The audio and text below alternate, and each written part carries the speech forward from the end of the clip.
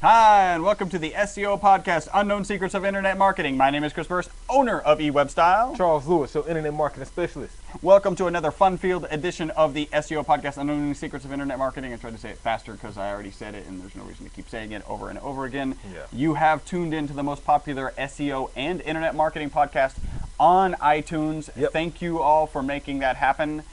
We have, like I said, another fun-filled edition. As always, there is a tip from our previous podcast, and that tip is you must get familiar with GWT to properly manage your site. By the way, GWT stands for Google Webmaster Tools, and you must get familiar with it. If you are managing a site or optimizing the site or the person in charge of that website, get familiar with GWT.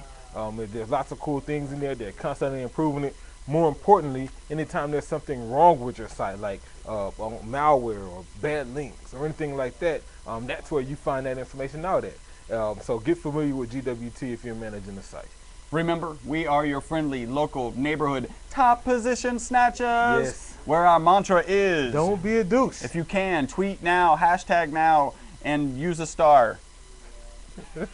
Don't use the star. No, don't use a star. It's easy. Hashtag SEO podcast. This is number 201. Be sure to tag us in it at eWebStyle, which we probably need to put up there next time. Yep. And tag us in it. That way we can link up with you and do all of our social stuff. Remember, if you're listening to this podcast and you want to do us a small favor because you appreciate the new mics and the fact we've improved our audio, I'm thinking 200%? Yeah, I would think so. 300%. What you could do is you could go, there's two things that you can do for us. One of them is 3 steps, and those steps are go onto iTunes, create an iTunes account, write a review. That's one of the things you can do. If you do write a review, especially if you're in some other country, make sure you send us an email, e-webstyle.com.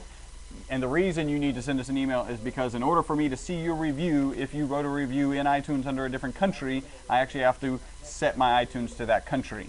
The other thing that you can do for us is go to our G Plus account and write a review there. That's Google Plus for those who was wondering. It's actually G Plus Local, right? Yeah. And what you can do is go to e-webstyle.com/ G Plus, or you can go to ewebstyle.com/Google Plus. Either way, with the G or with the Google, with the plus sign or with plus spelled out, we'll take you directly to our Google local page. Leave us a review. We do have a referral program. While you're there, yeah, leave us a review, put us in your circle, and plus one us. Yep. Thank you very much. and then email us. Yeah. And then like us on Facebook and Twitter. By the way, if you do want to like us on Facebook, all you need to do is go to facebook.com/ eWebstyle. or you can find us twitter.com/ eWebstyle. There are videos located at youtube.com/ eWebstyle. and you can fire off an email to us, podcast@ e-webstyle.com. We do have a referral program. The way it Yes. works, you give us customer who becomes SEO. I like that. That sounded cavemanish. Yes. You give me. You give me customer. I beat SEO into head. Yeah. Long as customer is paying client. Yeah. As long as customer is paying client, you continue to get paid. Are there any other kind of cavemen? I don't know. All right, let's see. We have a little bit of, you know what? Well, let's do this right now because we get to enjoy the segment which is called the Algorithm Cataclysm. You got to check out that special effect. I thought I was going to fall off the best screen. special effects ever. In So history. you want to get into your news first about the cataclysm? No, go ahead. So Google released another algorithm. They did not give it a title, but what Matt Cutts did indicate, he called it a multi-week release.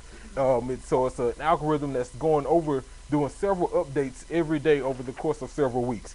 Now what's interesting is what that algorithm change is targeting. It's targeting links in different sites like guest blogs and PR sites. And we'll get into that in a minute when I address Rachel's question.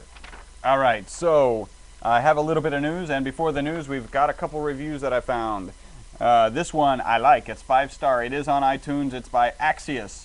It says, and this is actually from Germany. Axios. Back Man, in 2010. This is why I say if you write a review and you're in any other country other than the U.S., please go ahead and send us an email, podcast@ e-webstyle.com. let us know so that we find it sooner than 3 years later.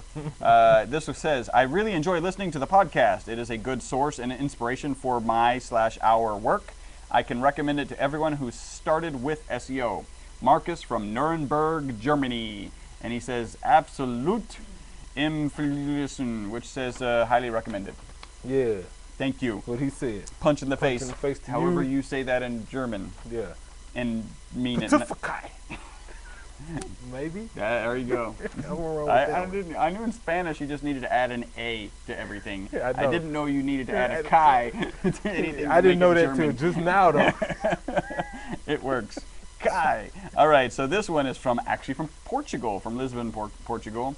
Must hear for everyone interested in SEO. That is the title. It is 5 stars. I'll take And it says, very rich tool for everyone interested in learning more on search. These guys are very knowledgeable about the topic, and I've learned so much while I was hearing them on my way to work or while I was doing the dishes at home. He used the @ symbol because apparently his home has a Twitter account. With my headphones on. Maybe I don't know why we needed all that information, like at-home dishes with headphones on. Maybe the introduction is too long. Is that his introduction or mine? Yeah. Maybe We'll it's know in the a second. symbol with the headphones. Before they got to the meat, but I absolutely recommend these guys. All right, so punch in the face to Mr. Hugo from Lisbon, Portugal. And look, Hugo, you're not alone. I too wash dishes with my headphones on, so I totally get it. Oh, it's a thing. It's a thing. It's a thing that people do. Yeah. All right, so finally we've got from G Plus, Craig Williams. G+ review? Yeah. I need to figure out something new for those.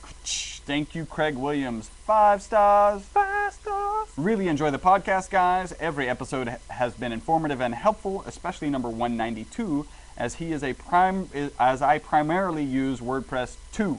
Okay. Also 2, not 2. Unless you've covered it in some much earlier podcast, new listener, I'd really enjoy hearing about what are some other plugins you found useful and why. Keep up the good work. Patif All right, first cool. to Craig Williams. Another tip to you, Craig, because I was wondering the other day which podcast it was that we covered WordPress plugins. It was 192. Thank you 192. for saving me a lot of research. Craig, we do have a plugin. If you're interested, we are looking for some testers of this plugin. Basically, what it will do will change the phone numbers on a website based on where the traffic arrived from. So if somebody arrived at your website by clicking a Google Facebook pay-per-click, ad or PPC ad or even an organic ad. it will show them a different phone number for the duration of their stay. And if you use that by having those phone numbers, of course, forwarded to your main office, you can track those calls and understand exactly what's bringing you the most value.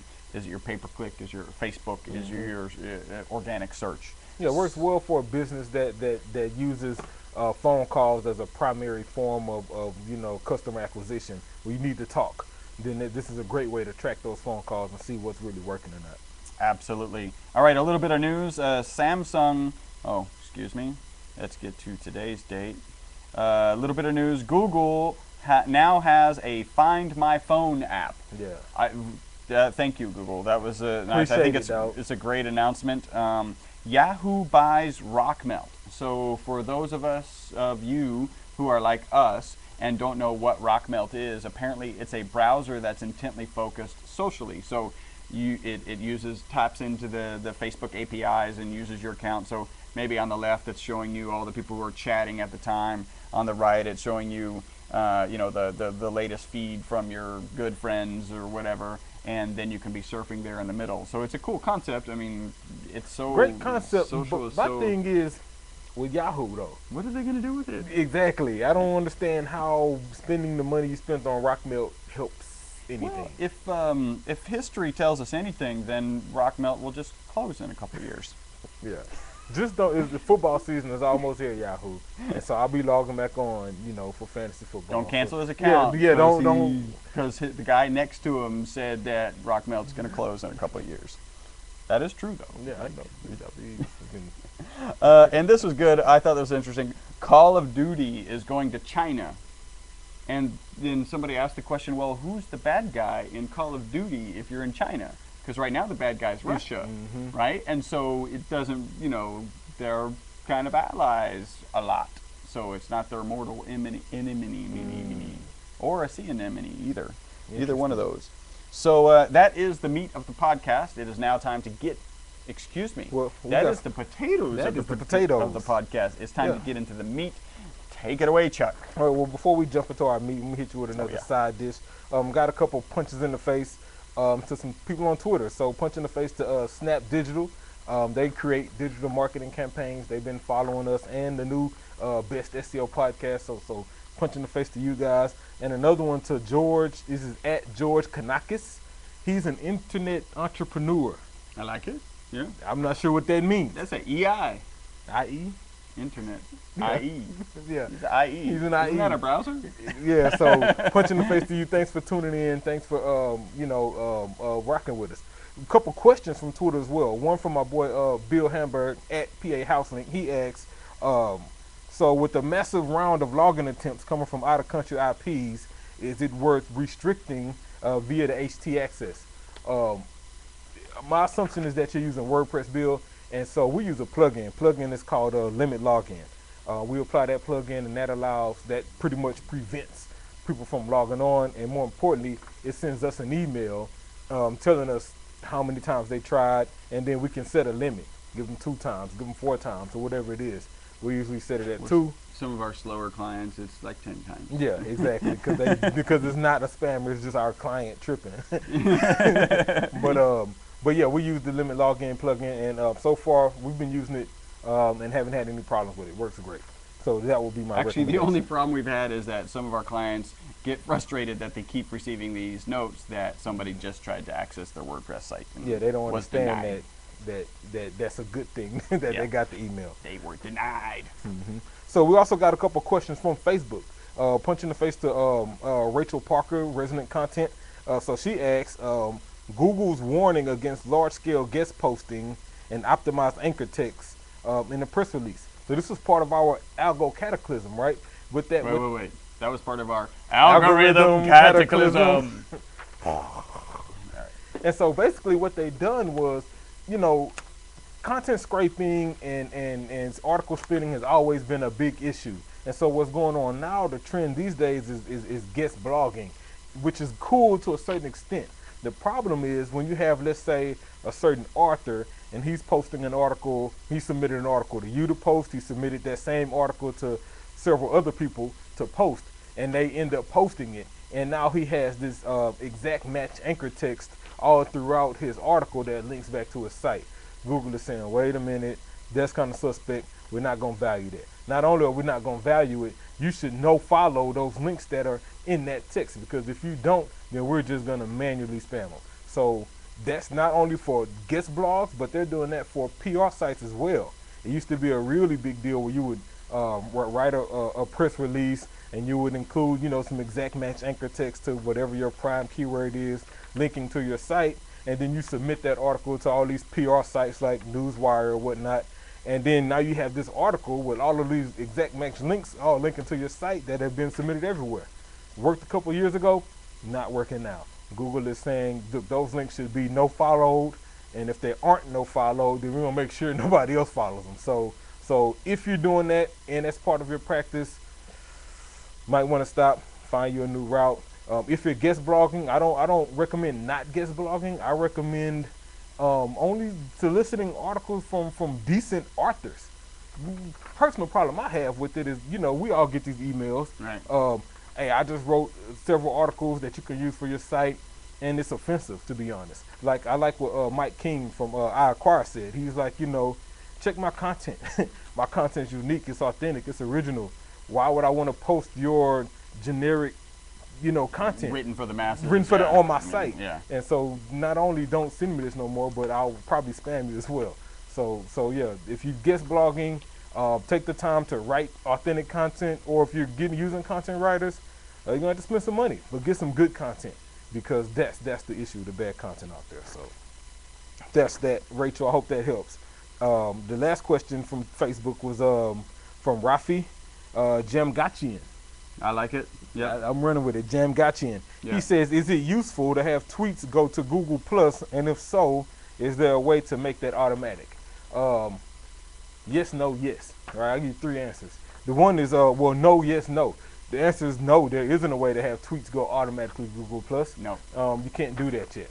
No. I wish you could, but you can't. Google they did reformat some stuff. If Right. you log into Google Plus now, they give you all kind of API information but unfortunately doesn't work with Twitter. So you can't do that. Um, Not yet. Yep. and so the answer is there a way to make it automatically? No, because you can't do it. I will say it is effective to put your tweets on Google Plus. So whatever you're tweeting, take the time to copy that and paste it in G Plus. But I will say this, add to it. Google doesn't have a 140 character limit. Users Yep. on Google Plus are a lot more experienced, and you know, they're not looking for something real quick that looks like a tweet. So if you're going to copy that from Twitter and paste it to Google Plus, add all that other information that you couldn't put on Twitter because of your character limit. Like, I don't know, a link to the site, maybe a longer description about what Yep. you're talking about, things like that. An image right there embedded in the post. Exactly, because it's Google Plus and you can do that. So yeah, if you're going to share that on Twitter, definitely share it on G Plus as well. But since you have the extra character space and the extra features, take advantage of it. Yep. And that's it for this.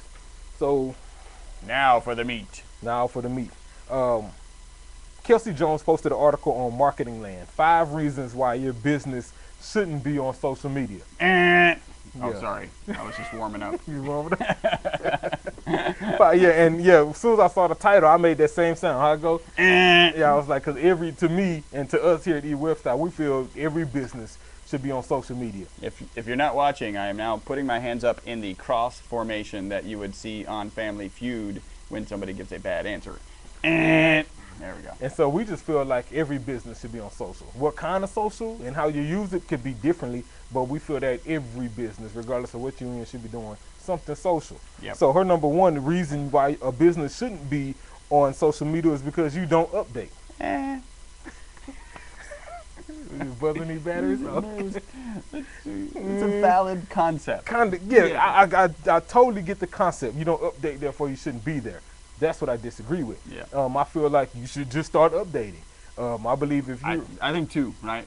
You should be there. You should be Even there. if you're not gonna update, and you should be update. update, Yeah. definitely. Like if you're on Twitter, schedule some time. You know, I encourage people to, social media is that important. Well, you need to block aside some time to be social. Yep. So set up a Twitter campaign and tweet. Make sure the app is on your phone and get used to it and know how to use it, because everybody has Yep. 5 minutes waiting for the car to get ready, waiting at the doctor, Pumping gas, pumping eating gas, lunch, waiting something. on your drink to come. Like Yeah. there's all kind of opportunities to tweet and to be social. By the way, don't tweet waiting for the gas to finish, Yeah. waiting for my drink, waiting in the doctor's office. Come up with something else that you want, that happened in the day. that Something might about be, your business. Yeah. Right. Let's say you're a plumber. I think that's one of the examples she used later.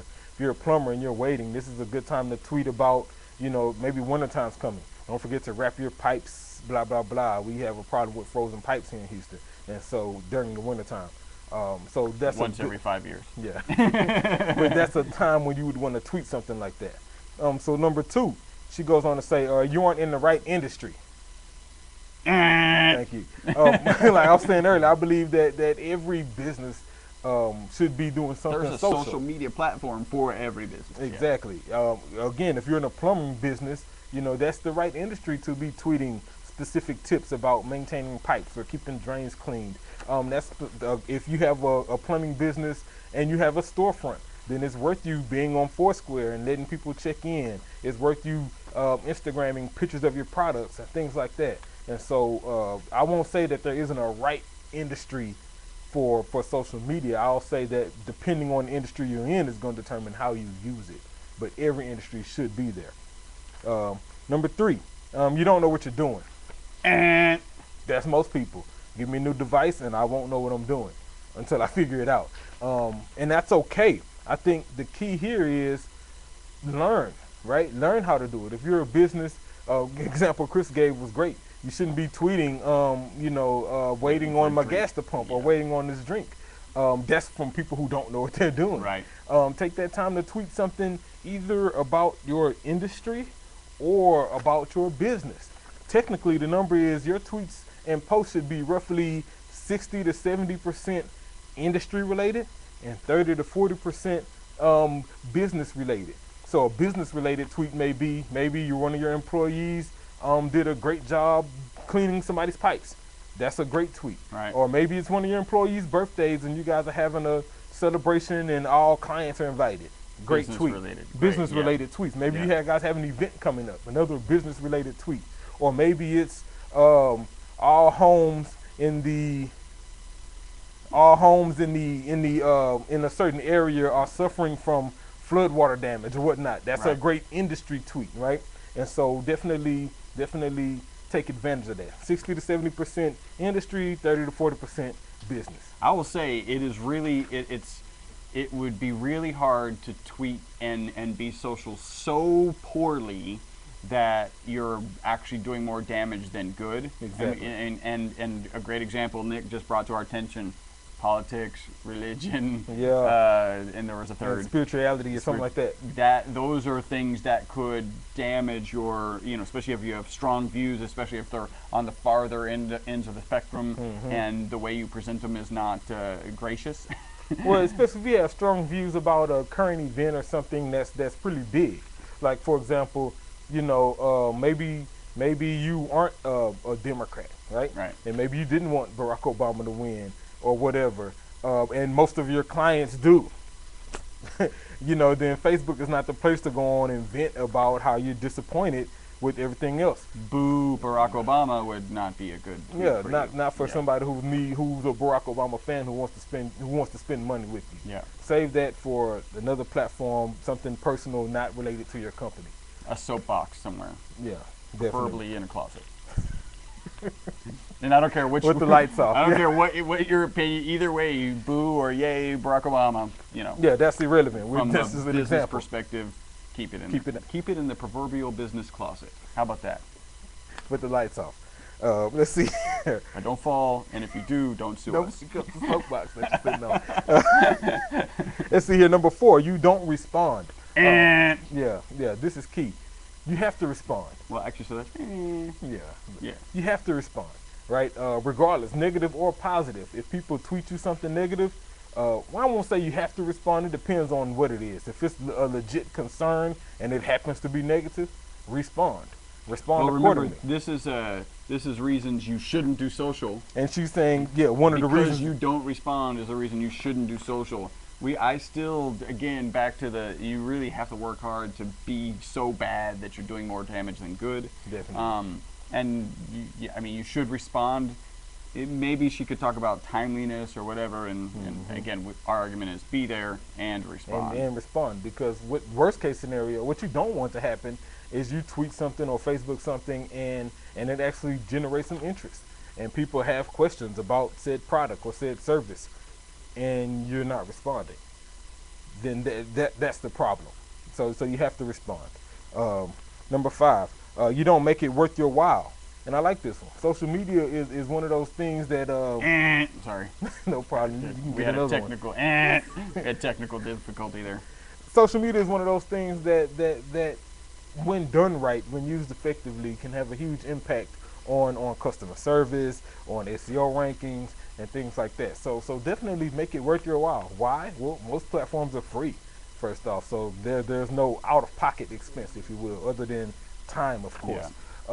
Secondly, everybody's on it. And there is a platform for you, regardless of what your business is. We feel all businesses should be on LinkedIn. If you are a brick and mortar, you should be on Foursquare. If you have products, you should be pinning them and Instagramming them. Yeah. Things like that. These are just kind of absolutes we feel like that should be happening.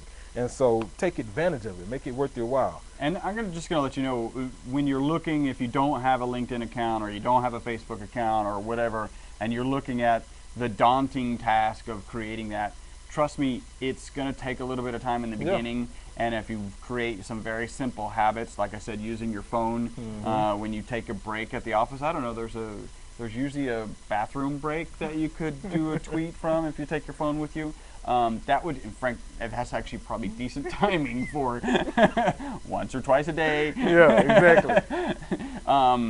It may seem insurmountable in the beginning. It will take some time, and then the time necessary to expend on your social campaign is gonna dwindle. Look at it like this. Let's say you are a plumbing business and there's another plumbing business, and you're not tweeting, you're not blogging, you're not being social, but this other business is. If I'm looking for a plumber in my area and I'm searching and I come across these two businesses and one is posting tips about how to maintain certain pipes or how to install certain faucets, or writing blog posts about how to deal with, floods that from backflows and things like that. One, Google is going to consider them the expert and the authority on that subject, and two, as a user, I'm more likely to use them because they are giving me information.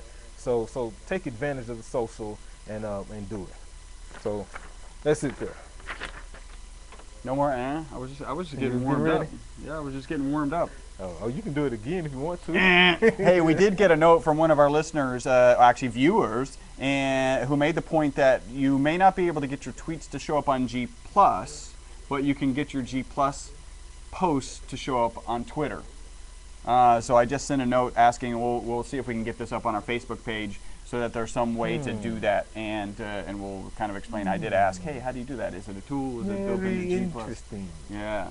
So it could potentially change if you really want to focus on G Plus and Twitter at the same time. Then maybe you set this up and just post on G Plus and have that go over to your Twitter account.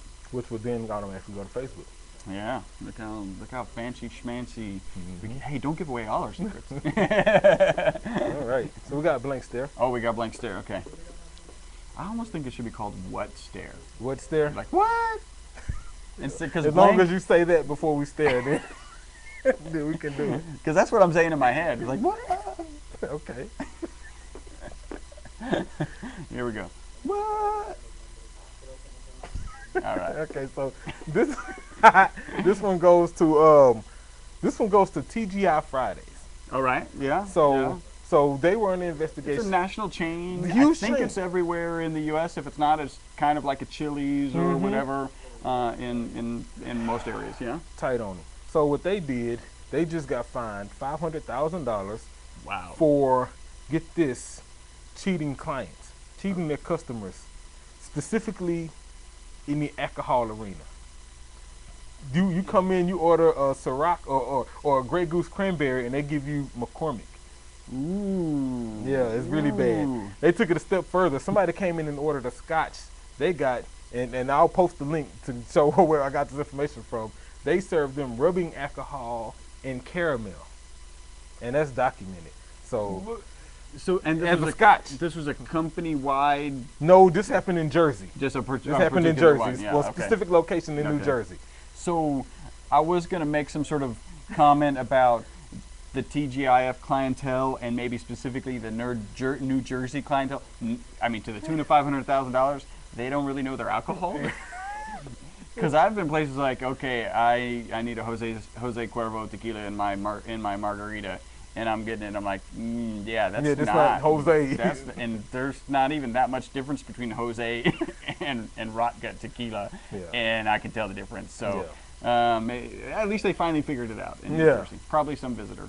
Well, what's cool is one of the comments says if you're going to TGI to have a drink, then you should go to a real bar, and that was kind of my gist of it as well. Yeah, go there to eat. Food's okay. Yeah. All right, and no other what? No, that's it. I don't know I how just many wanted to times I say can take that. What's so good? I'm over. My ears bleeding. All right. You have been listening to the most popular SEO and internet marketing podcast Yes. on iTunes. In fact, you've been listening in a really fine fashion because of our new wired microphones that have crisp sound. Crisp And sound. Like you should have heard all of that. crisp. And Chuck sounds deeper even. So Yeah. now we have to pay him more. Thank you guys for tuning in. Thank you for making us the most popular internet marketing and SEO podcast on iTunes. We really do appreciate you. Yes. Please hit us up. Follow us on our Facebook page. Send us an email, podcast@. e-webstyle.com. Let us know what you're thinking, feeling, wanting to do. Ask us some questions. We'll ask you some questions. If you got any white papers, some weird experiences that you've had from in the SEO arena, send those Yeah. to us. We'd love to share them and comment on them. We love reading white papers on SEO. It's just like, really, that worked, and really that didn't work, that kind of thing. Yeah. So We really do. Like, we're not just saying that. You yeah. gotta send it to us. yeah, we don't have just somebody we give it to read. We actually read it.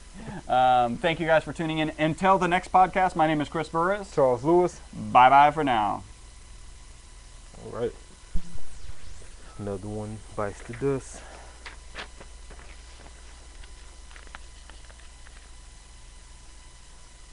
Google it, see what Cool. works for you. Cool. Peace out.